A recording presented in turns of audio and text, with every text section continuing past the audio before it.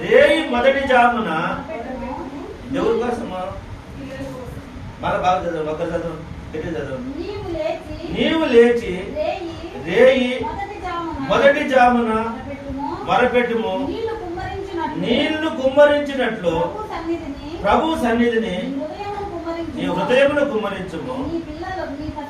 నీ పసిపిల్లల ప్రాణము కొరకు నీ చేతులను ఆయన తట్టి ఎత్తుము. ప్రతి వీధి మొగను ఆకలుకొని వారు మూర్ఛిల్లుచున్నారు. ప్రతి వీధి చివర వాళ్ళు మూర్చిపోతూ ఉన్నారు పిల్లలంతా.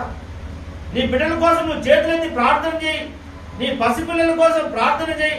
రేయి మొదటి జామును లేయి, తెల్లవారుజామును లేచి నీ బిడ్డల కోసం ప్రార్థన చేయి. వాళ్ళు మూర్ఛిల్లిపోతున్నారు, శక్తి లేకుండా పోతున్నారు, నడవలేకున్నారు. ఇది నా తల్లిదండ్రులుగా మన బిడ్డల కోసం మనం ప్రార్థన చేస్తాము.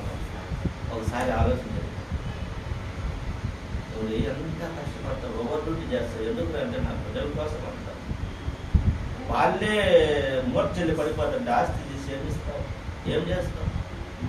టైం లేకుండా కష్టపడి వెయ్యి పోగులు కష్టపడి బిడ్డలతో కూడా మాట్లాడలేని స్థితిలో నువ్వు సంపాదించినావు. మీకోసమే కదరా నాయన నీ సంపాదించేదని. నువ్వు బిడ్డలకు కూడా నువ్వు టైం ఇవ్వకుండా, మంచి మాటలు చెప్పకుండా, వాళ్ళ కోసం ప్రార్థన చేయకుండా నువ్వు ఎక్కడ ప్రార్థన నువ్వు సంపాదిస్తా అంటే బిడ్డలే ఆడుంటారు, ఎట్లా చేస్తారు?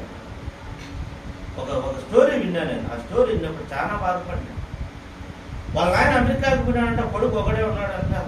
ఆయన నీతో మాట్లాడంటే నేను బిజీలో ఉన్నా, ఆఫీస్ వర్క్లో ఉన్నాను అంటాడు, మీటింగ్స్లో ఉన్నాను, అన్నింటిలో చేస్తా ఉంటాను, ఆయన పెద్ద సీఈఓగా ఉన్నాను అని.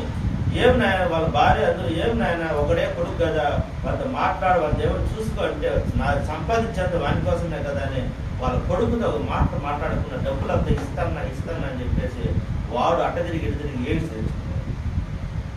వచ్చేసింది. 20 ఏళ్ళకి ఎయిడ్స్ వచ్చింది. వాళ్ళ ఆయన అప్పుడు పరిగెత్తుకుంటూ వచ్చాను, నా కుమారుడు ఏంటా ఇటైపోయిన ఆస్తి అంతా నీకు ఇస్తున్నా కదా అంటే, ఒక్కరోజు నువ్వు నాతో మాట్లాడినావనైనా, నీ ప్రేమ నాకు చూపించినావా, 1 గంట నా కోసం కేటాయించినావా, ఎప్పుడు మీటింగ్లో నాకు ఎవరు మంచి చెడ్డ చెప్పడం లేదు. ఈరోజు నా ఆస్తి అంతా ఏం చేసుకోవాలి? నీ బిడ్డలు సరైన మార్గంలో నడుచుకుంటా నీ కోసమే కష్టపడతానని వాళ్ళకి ఒక మాట మాట్లాడకుండా, వాళ్ళకి దగ్గర చేయకుండా, మంచిదో చెడోదో చెప్పకుండా నువ్వు అంత ఓవర్ టైం నువ్వు సంపాదించి నువ్వు ఏం చేయను? టూ లేట్ డాడీ అన్నాడు. ఏమన్నాడు? నాన్న లేట్ అయిపోయింది ఆయన, నువ్వు నా కోసం చేసిన ప్రయత్నంతా లేట్ అయిపోయింది. ఈరోజు మన బిడ్డల కోసం మనం ఏం చేయాలమ్మా? చేతులెత్తి ప్రార్థన చేయాలి. డైలీ మొదటి జామున ప్రార్థన చేయాలి. నీ పసిపిల్లల ప్రాణాల కోసం నువ్వు ప్రార్థన చేయి. తల్లిదండ్రులుగా వాడు వింటాడు వినడు నువ్వు పక్కన పెట్టు. నీ ప్రార్థన వాడిని మరుస్తుంది. నీ ప్రార్థన చేసి నా కొడుకు రాడు, వాడి కోసం ప్రార్థన చేయించట. వాడు నెల రాకపోయినా 3 నెలలు రాకపోయినా సంవత్సరం రాకపోయినా నువ్వు మాత్రం తల్లిదండ్రులుగా వాడి బిడ్డల కోసం నువ్వు ప్రార్థన చేస్తూనే ఉండాలి. అంతే.